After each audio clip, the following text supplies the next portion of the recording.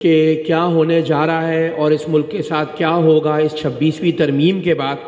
تو آج کے حالات آج سے ایک ماہ پہلے جب میں لاہور بار میں آیا تھا اس سے موازنہ کرتا ہوں تو آپ یقین جانیں کہ تقریباً تمام چیزیں ویسے ہی ہو رہی ہیں، اسی طریقے سے وہی کانسیکوینسز فیس کیے جا رہے ہیں۔ ہمارے ملک میں جو ایک غیر اعلانیہ مارشل لا ہے، اس مارشل لا کا جیسے صلاح الدین نے کہا اور دیگر مقررین نے کہا، اس کا مقابلہ کرنے کے لیے میں یہ سمجھتا ہوں کہ ہمیں کسی عہدے کی ضرورت نہیں ہے، کیونکہ لوگ یہ بات کر رہے ہیں کہ وکلاء میں ڈیوائیڈ ہے، ہماری میڈیا پہ بھی چلتی ہے، بعض جگہوں پہ باتیں ہوتی ہیں۔ میں یہ سمجھتا ہوں یہ وکلاء کی ڈیوائیڈ نہیں ہے، یہ عہدیداروں کی ڈیوائیڈ ہے۔ یہ بار کے جو ریپرزنٹیٹیوز ہیں، جو کچھ یہ سوچتے ہیں کہ 26ویں ترمیم سے کیا ہوتا ہے، صبح اگر 5:15 بجے کوئی امینڈمنٹ آ رہی ہے، رات کی تاریخی میں سینٹ اس کو پاس کرتی ہے 12:30 بجے، 5:15 بجے آپ کی پارلیمنٹ پاس کرتی ہے، ایسی امینڈمنٹس تو آ سکتی ہیں، پوری دنیا میں آتی ہیں اور اس سے کوئی فرق نہیں پڑتا۔ ہمارے وہ نمائندے یہ سمجھتے ہیں، کچھ بھائی ہمارے جو الیکٹڈ ہیں اور آفس ہولڈ کرتے ہیں مختلف بار ایسوسیشنز کے، تو مجھے افسوس ہوتا ہے یہ سوچ کے کہ جس طریقے سے یہ کالا قانون پاس کروایا گیا اور اس سوچ کے ساتھ پاس کرایا گیا کہ ہمیں ہر حال میں اس کو 25 نومبر سے پہلے لے کر آنا، 25 اکتوبر سے پہلے پاس کرنا ہے، پوری دنیا میں ہمارا مذاق اڑا۔ آپ کسی دنیا کے کورٹ میں جا کے کسی بھی آئینی ماہرین سے جا کے یہ بات کریں تو وہ مذاق اڑاتا ہے آپ کی اس آئینی ترمیم کا اور اس طریقہ کار کا جو اڈاپٹ کیا گیا۔ آپ یہ دیکھیں کہ اس کا پہلا نتیجہ، کیونکہ ابھی باقی صوبوں میں تو کانسٹیٹیوشنل کورٹ نہیں بنی، لیکن سندھ میں کانسٹیٹیوشنل کورٹ بنانے میں پہل کی گئی اور انتہائی متنازع بینچ اپوائنٹ کی گئی۔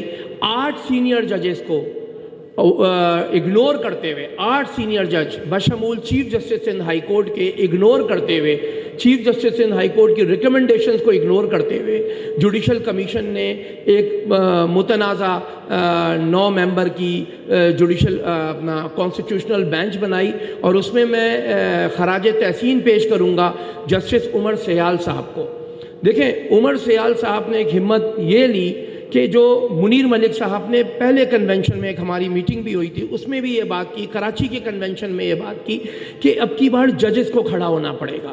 یہ جو ہمارے سپریم کورٹ کے چیف جسٹس صاحب بیٹھے ہوئے ہیں، سینئر پیونی جج صاحب بیٹھے ہوئے ہیں اور پتہ نہیں کن سوچوں میں بیٹھے ہوئے ہیں کہ ہمیں پتہ نہیں کوئی آسمان سے کوئی قوت اترے گی جو ہمیں مدد پر فراہم کرے گی یا کوئی ایسی۔ دیکھیں، جب ہم لڑ رہے ہیں، ہر موقع پہ لڑتے رہے، چاہے 2007 ہو، 2018 ہو، 2022 میں، تمام موقعوں پہ وکلاء آگے آتے رہے، تو اب کیا وجہ ہے کہ آپ ہمارے ججز صاحبان بالکل خاموشی سے دیکھ رہے ہیں تمام چیزوں کو کہ جی کیا ہونے جا رہا ہے؟ جب ان سے کہا جاتا ہے جوڈیشل کمیشن کا وہ متنازع اجلاس بلا لیں 26ویں ترمیم پہ، ابھی ملٹری کورٹ پہ انہوں نے کہا کہ جی 6 دسمبر کو ایک اجلاس ہونے جا رہا ہے۔ ہمیں پتہ ہے آپ بینچ بھی اپنی مرضی کی وہ کانسٹیٹیوٹ کراتی ہیں حکومتیں، یہ پارلیمنٹ کی سپریمیسی سوچی تھی؟ آپ بیسک اسٹرکچر سے نکل کے باتیں کر رہے ہیں جا کے۔ آپ نے یہ جو عمر سیال نے ہمت پکڑی ہے، اب ہم ججز حضرات سے چاہتے ہیں کہ وہ ہمت پکڑیں، سندھ ہائی کورٹ کے ججز، پنجاب ہائی کورٹ کے ججز، آپ کے خیبر پختونخوا کے ججز، وہ ہمت پکڑیں، کوئی ایسا مسئلہ نہیں آتا۔ ہمارا پشاور ہائی کورٹ کے ایک بڑے بہادر جج تھے جو آج دنیا میں نہیں رہے اور انہوں نے پرویز مشرف کو پھانسی دی۔ کیا آپ سمجھتے ہیں کہ اگر اس وقت بینچ کو وہ ہیڈ نہ کر رہے ہوتے، کوئی ایسا ویسا جج ہوتا جو آج خاموش بیٹھے ہیں، کیا پرویز مشرف کو پھانسی کی سزا ہو سکتی تھی؟ نہیں ہوتی۔ یہ ججز کی انڈیپینڈنس کے پیچھے ایک مضبوط بار ہوتی ہے تو بات ہوتی ہے۔ یہاں ربیہ باجوہ صاحبہ بیٹھی ہیں، خواتین میں سمجھتا ہوں کہ ہمیں پاکستان بھر میں ایک بڑی بہادر خاتون ہیں، بہادری سے بات کرتی ہیں۔ ریاست آزاد صاحب نظر آ رہے ہیں جو اسلام آباد کے صدر ہیں، وہ کہتے ہیں کہ جی میں کسی گروپ کی تمیز کے تحت نہیں چلتا، میں تمیز یہ کرتا ہوں کون حق پر ہے کون نہ حق پر ہے۔ تو میں اپنے دوستوں کے سامنے، وہ دوست جو آج بھی یہ بات کر رہے ہیں کہ کیا ہو گیا اگر مطیع اللہ جان کو اٹھا لیا، کیا ہو گیا، ہم نہیں بولیں گے جی، کیا ہو گیا؟ یہاں بیٹھے ہیں سیکٹری صاحب سلمان منصور صاحب، ان پہ پابندی لگائی گئی کہ جی کوئی ریزولوشن اپنی آئے گی. یہ کیسی بات کر دی انہوں نے 26ویں ترمیم میں؟ ہماری مرضی جی، ہم جو کچھ کرتے رہیں، جس طرح سے کرتے رہیں. اگر وہ ایک انڈیپینڈنٹ ویو رکھتے ہیں، ایک اتنی بڑی میجورٹی 550-600 ووٹوں کی لیڈ سے جیت کے ایک شخص آ رہا ہے اور اس کو آپ بولنے سے روکتے ہیں. ہم نے تو کبھی آپ کے کسی سیکرٹری اور پریزیڈنٹ کو نہیں روکا کہ جی وہ آ کے بات نہ کرے. اگر اس کا ایک ویو ہے، اس کی ہم عزت کرتے ہیں، ہم اس کو رسپیکٹ دیتے ہیں اس کے ویو کو کہ وہ اپنی کانسٹیچوئنسی کو ریپرزینٹ کر رہا ہے. آپ کیسے روک سکتے ہیں؟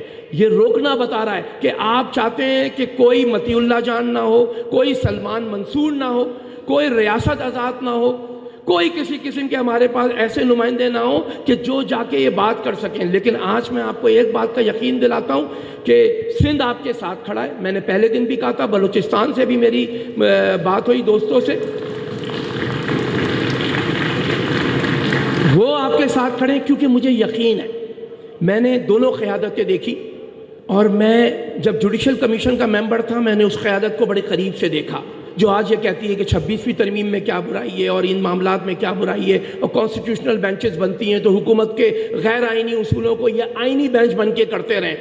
وہ ان لوگوں کو میں نے قریب سے دیکھا. اس وقت مجھے حامد خان صاحب کہتے تھے کہ سینیورٹی پہ کبھی کمپرومائز نہ کرنا جوڈیشل کمیشن میں.